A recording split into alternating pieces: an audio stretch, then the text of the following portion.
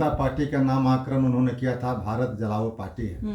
तो जब नीतीश कुमार जी अपने सिद्धांतों पर अडिग नहीं है तो भारतीय जनता पार्टी भी अपने सिद्धांतों पर अडिग नहीं है। भारत 72 घंटे से अधिक हो गए, बिहार की जनता ऊहापोह की स्थिति में जी रही है। कल क्या होगा, कौन मुख्यमंत्री बनेगा, कौन सरकारें बनेगी, ये कुछ स्पष्ट नहीं हो रहा है। और लगातार मीडिया अपना टीआरपी बढ़ाने के लिए तरह तरह के न्यूज परोसे जा रहे हैं। जो मैंडेट मिलता है, जो जनादेश मिलता है, उस जनादेश का कम से कम 5 साल तक आदर करना चाहिए।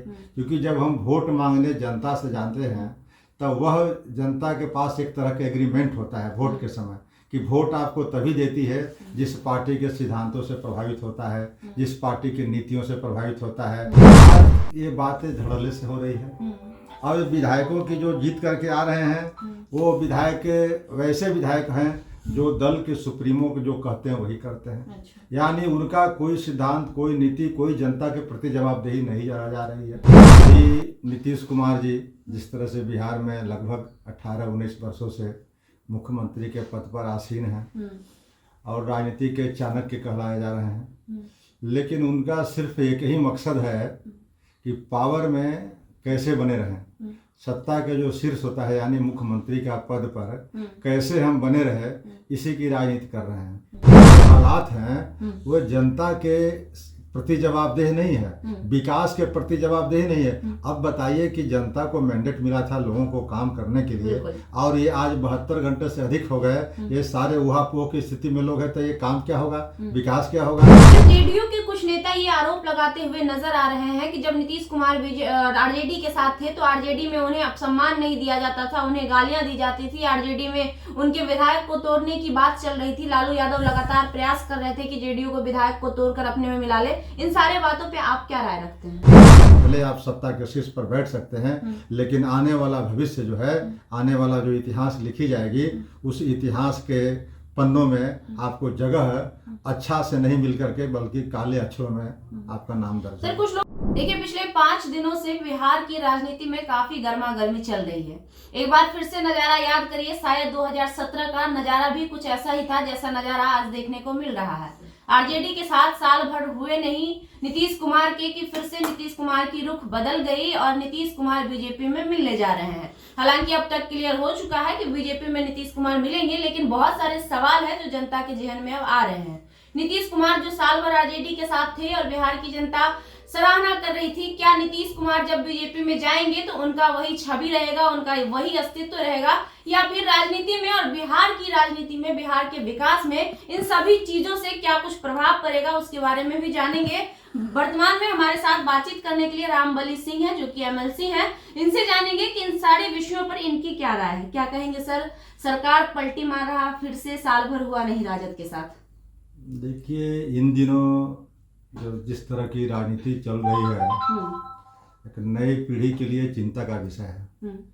एक तरफ हमारा डेमोक्रेसी बहुत मैच्योर हो गया है, इतने वर्षों तक भारत ऐसे देश में प्रजातंत्र सफल है, लेकिन दूसरे तरफ प्रजातंत्र में जो राजनीतिक दलों की भूमिका है वो इस तरह के पिछले कई दशक से देखने को मिल रहा है। खास करके अभी नीतीश कुमार जी जिस तरह से बिहार में लगभग 18-19 वर्षों से मुख्यमंत्री के पद पर आसीन हैं और राजनीति के चाणक्य कहलाए जा रहे हैं, लेकिन उनका सिर्फ एक ही मकसद है कि पावर में कैसे बने रहें, सत्ता के जो शीर्ष होता है यानी मुख्यमंत्री का पद पर कैसे हम बने रहे, इसी की राजनीति कर रहे हैं। और इसके लिए चाहे जिस गठबंधन में जाना पड़े, चाहे जिसको मिलाना पड़े, चाहे जिसको छोड़ना पड़े, इसमें वो बाज नहीं आ रहे हैं। यानी सिद्धांत विहीन राजनीति की सूत्रपात हो गया है। तो सिद्धांत विहीन राजनीति अगर होगी तो निश्चित रूप से आने वाला समय में प्रजातंत्र कमज़ोर होगा, आने वाला जो पीढ़ियाँ है वो खराब होगी और फिर जो है स्थिति इतनी खराब हो जाएगी कि राजनीति में कोई अच्छे व्यक्ति आना पसंद नहीं करेगा। जैसे मान लीजिए हमारा जो मैंडेट मिलता है, जो जनादेश मिलता है, उस जनादेश का कम से कम 5 साल तक आदर करना चाहिए। क्योंकि जब हम वोट मांगने जनता से जाते हैं तब वह जनता के पास एक तरह का एग्रीमेंट होता है वोट के समय कि वोट आपको तभी देती है जिस पार्टी के सिद्धांतों से प्रभावित होता है, जिस पार्टी की नीतियों से प्रभावित होता है, जिस तरह के समस्याओं को समाधान करने का मैनिफेस्टो लेकर के जाते हैं, उन बातों को एक तरह से यकीन करके एग्रीमेंट करके जनता वोट देती है। तो 5 साल तक उस नेता को जो वोट लेकर के जीते हुए प्रतिनिधि हैं उनको उसका कम से कम स्वागत करना चाहिए, उसका अनुसरण करना चाहिए। और इस बीच में अगर कहीं आप मैंडेट का उल्लंघन करते हैं, जनादेश का अनुपालन नहीं करते हैं, तो एक तरह से जनता के साथ धोखा होता है। लेकिन आज ये बातें धड़ल्ले से हो रही है। अब विधायकों की जो जीत करके आ रहे हैं वो विधायक वैसे विधायक हैं जो दल के सुप्रीमो को जो कहते हैं वही करते हैं। अच्छा। यानी उनका कोई सिद्धांत, कोई नीति, कोई जनता के प्रति जवाबदेही नहीं जा रही है। तो ऐसे स्थिति में सारे दल के जो प्रबुद्ध हैं लोग, उनको सोचने की जरूरत है। जो प्रबुद्ध नागरिक हैं, जो वोटर्स हैं हर तबके के, उनको भी सोचने की जरूरत है कि आखिर राजनीति में जो इतनी बड़ी गंदगी आ गई है, इसका सुधार कैसे हो सकता है। और इसका सुधार जब तक नहीं होगा तब तक इस तरह के, जिस तरह से आप देख रहे हैं 72 घंटे से अधिक हो गए, बिहार की जनता ऊहापोह की स्थिति में जी रही है। कल क्या होगा, कौन मुख्यमंत्री बनेगा, कौन सरकारें बनेगी, ये कुछ स्पष्ट नहीं हो रहा है। और लगातार मीडिया अपना टीआरपी बढ़ाने के लिए तरह तरह के न्यूज परोसे जा रहे हैं। इससे जनता के अंदर एक कन्फ्यूजन सी स्थिति बनी हुई है। तो जनता के अंदर कन्फ्यूजन बनने की स्थिति आखिर के जिम्मेवार कौन है, और जो पार्टी, जो व्यक्ति इसके लिए जिम्मेवार है, उसको जनता को उसको सबक सिखानी चाहिए आगामी चुनाव में। सर, एक अहम सवाल करना चाहेंगे। बीजेपी जो लगातार ये दावे कर रही थी कि नीतीश कुमार के लिए अब दरवाजा बंद है, नीतीश कुमार किसी भी कीमत पर बीजेपी में नहीं आ पाएगी, वो बीजेपी नीतीश कुमार को इतनी आसानी से कैसे अपने में लेने के लिए तैयार हो गई आज? देखिए, अब हम बीजेपी के दोष दें या नीतीश कुमार जी के दोष दें या मौजूदा राजनीति के दोष दें, समझ में नहीं आता। बीजेपी के दोष से पहले तो नीतीश कुमार जी ने स्वयं कई बार कहा था कि मैं जान दे दूंगा लेकिन बीजेपी में नहीं जाऊंगा। तो जब नीतीश कुमार जी इतने मैच्योर नेता, बड़े नेता, जब ये बात कहते नजर आए कि मैं किसी भी कीमत पर भारतीय जनता पार्टी से हाथ नहीं मिलाऊंगा, भारतीय जनता पार्टी का नामाकरण उन्होंने किया था भारत जलाओ पार्टी है। तो जब नीतीश कुमार जी अपने सिद्धांतों पर अडिग नहीं है, तो भारतीय जनता पार्टी भी अपने सिद्धांतों पर अडिग नहीं है। भारतीय जनता पार्टी के तो अभी 24 घंटे 36 घंटे पहले तक कह रहे थे कि उसके सारे दरवाजे खिड़की सब बंद कर रखे हैं। तो फिर दरवाजे खिड़की जो बंद थे, अब फिर आप नीतीश कुमार को सर के ऊपर बैठा करके मुख्यमंत्री के रूप में आप ताजपोशी करने जा रहे हैं, स्वीकार करने जा रहे हैं। ये सिद्धांत की राजनीति नहीं है, ये कहीं न कहीं गड़बड़ राजनीति की शुरुआत है।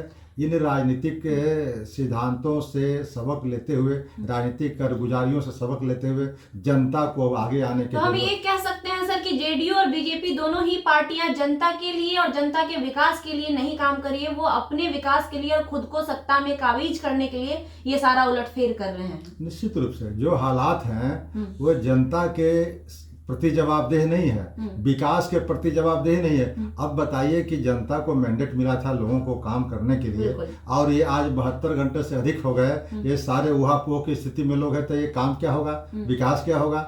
इसलिए जनता के सिद्धांतों पर या राजनीति में जो वैल्यू होते हैं, जो मूल्य होते हैं, जिनके लिए राजनीति में लोग आते थे, उस मूल्यों का कहीं ना कहीं क्षरण हो रहा है। और इसके लिए फिर जनता को एक बार कहीं न कहीं आगे आने की ज़रूरत है कि नेताओं को सबक दे सके, सीख दे सके, ताकि इस तरह की पुनरावृत्ति नहीं हो। सर, जेडीयू के कुछ नेता ये आरोप लगाते हुए नजर आ रहे हैं कि जब नीतीश कुमार आरजेडी के साथ थे तो आरजेडी में उन्हें अपसम्मान नहीं दिया जाता था, उन्हें गालियां दी जाती थी, आरजेडी में उनके विधायक को तोड़ने की बात चल रही थी। लालू यादव लगातार प्रयास कर रहे थे कि जेडीयू को विधायक को तोड़कर अपने में मिला ले। इन सारे बातों पर आप क्या राय रखते हैं? देखिए, सबसे पहले तो नीतीश कुमार जी की अगर बात करें और आरजेडी की, तो आरजेडी में ही पहले थे नीतीश कुमार जी हैं, और उस पार्टी से अलग हुए, मतलब नीतीश कुमार जी की बुनियाद ही हुई थी लालू जी के विरोध में। तो लालू जी के विरोध में जब समता पार्टी का उदय हुआ 94 में, तो फिर नीतीश कुमार जी को कभी भी लौट करके लालू प्रसाद यादव जी या राष्ट्रीय जनता दल के साथ नहीं आना चाहिए था, कि जिसकी बुनियाद ही पड़ी है उनके विरोध में, हमारा जन्म ही हुआ है उनके विरुद्ध में, तो हम वहाँ सिद्धांतों की राजनीति को बलि दे करके वहाँ क्यों जाएं?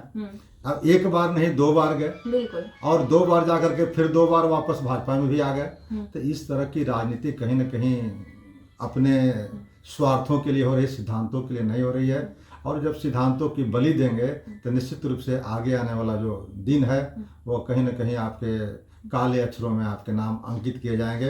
आज भले आप सत्ता के शीर्ष पर बैठ सकते हैं, लेकिन आने वाला भविष्य जो है, आने वाला जो इतिहास लिखी जाएगी, उस इतिहास के पन्नों में आपको जगह अच्छा से नहीं मिल करके बल्कि काले अक्षरों में आपका नाम दर्ज है। सर, कुछ लोग ये भी कहते हुए नजर आ रहे हैं कि नीतीश कुमार की मंशा है कि बीजेपी के साथ मिलकर एक बार सत्ता में काबिज होने के बाद वो किसी भी प्रकार से विधानसभा को भंग कर देंगे और विधानसभा को भंग करने के बाद वो लोकसभा और विधानसभा दोनों ही चुनाव एक साथ करवाने की तैयारी में है। ये तो भारत सरकार की एक नीति आई थी कि एक साथ ही चुनाव हो दोनों का, तो इस पर तो कंसेंसस बनाने की जरूरत थी। इसको धोखाधड़ी से इस तरह के प्रयोग करने की जरूरत नहीं है। इस पर तो पूरे संपूर्ण भारत में कंसेंसस बनाने की जरूरत थी, जनमत संग्रह करने की जरूरत थी कि अगर एक साथ चुनाव होंगे तो जनता के जो विकास के पैसे बर्बाद होते हैं या फिर जो समय बर्बाद होता है आचार संहिता में, वो सब समय की बर्बादी नहीं होगी। तो ये तो अच्छी कदम थी, लेकिन इस पर ये जल्दीबाजी में या 1-1.5 साल का समय बचा हुआ है तो बिहार को सिर्फ एक चुनाव करा देने से, लोकसभा के साथ करा देने से ये समस्या का समाधान नहीं है। समस्या का समाधान है कि इस पर आप जनरल कंसेंसस तैयार करें। सर, जिस प्रकार से साल भर में बिहार का विकास देखा जा रहा है, 5 लाख प्लस वैकेंसीज निकली, नौकरियां भी लोगों को लगातार मिल रही थी, क्या लगता है कि इस बीच जो कुछ भी हुआ पिछले 5 से 10 दिनों में, उससे बिहार के विकास प्रभावित होगी या नहीं? देखिए, मैं तो एक तरफ सरकारें जो है 2 लाख या 2.25 लाख लोगों की नौकरी दे करके पीठ थपथपाती है, मैं उसको अच्छा नहीं मानता। अच्छा इसलिए नहीं मानता हूँ कि ये जो 2-2.25 लाख वैकेंसी है, रिक्तियां जो है, वो तो कई वर्षों का बैकलॉग है। 10 वर्षों, 15 वर्ष, 20 वर्षों से बहाली नहीं हो रही थी।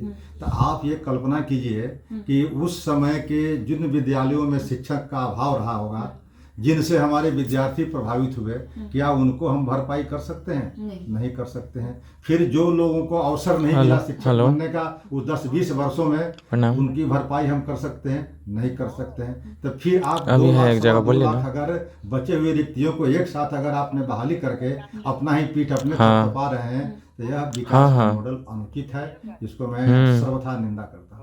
सर, तो नीतीश कुमार जो लगातार कहते हैं कि हम विकास पुरुष हैं और बिहार में विकास करेंगे, लगातार भाजपा के साथ 15 से 17 साल उनकी सरकार रही। 2005 से अगर हम अब तक बात कर ले तो महज 3 साल आरजेडी के साथ रही, बाकी पूरा उनका जो कार्यकाल है वो भाजपा के साथ रही। तो फिर कहीं ना कहीं दोषी पूर्णतः तो फिर नीतीश कुमार या भाजपा पाए जाते हैं इन सभी चीजों के लिए।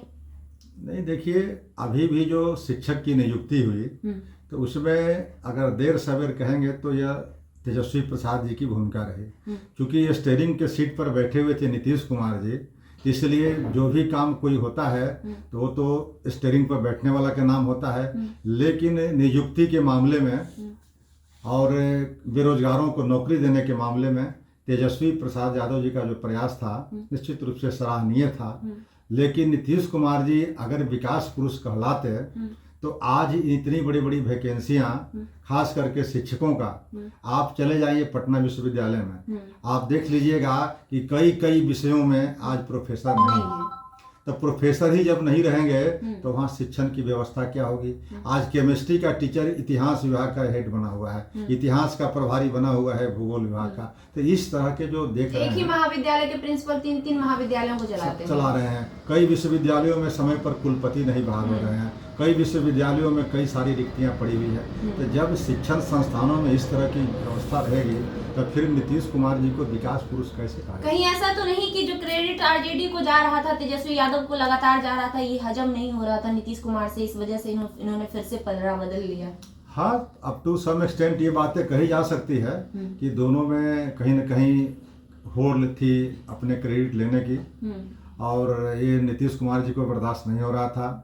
और कहीं ना कहीं से तेजस्वी जी भी चाह रहे थे कि जो चीज़ें के लिए मैं जाना जा रहा हूँ, जो मेरे प्रयास से हो रहा है, उसका श्रेय तो कम से कम मुझे मिलना चाहिए। और बड़े दल के मैं नेता हूँ, 79 दल विधायकों के नेता तेजस्वी प्रसाद यादव थे, इधर ये 44-45 विधायकों के नेता थे। तो दोनों में कहीं ना कहीं ईमानदारी से समन्वय नहीं था, इसके वजह से ये सरकारें आज टूटी है। और आगे सरकार क्या बनने जा रही है वो तो समय बताएगा।